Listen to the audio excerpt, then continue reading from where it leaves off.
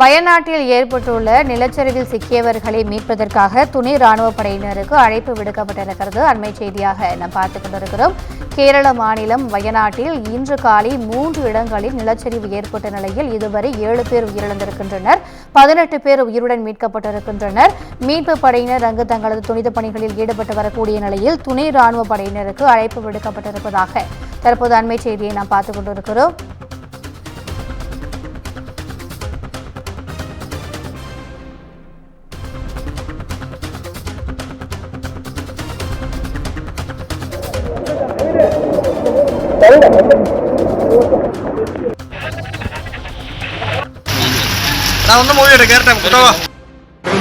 മുണ്ടക്കൈയിൽ വന്നിട്ടിരുന്ന പാലാണ്. പാലത്തിന്റെ അവസ്ഥ പുഴ ഏതാണോ കര ഏതാണോ അറിയില്ല. ആ ലെവലിലാണ് ഇപ്പോൾ വെള്ളം ഒഴുകുന്നത്.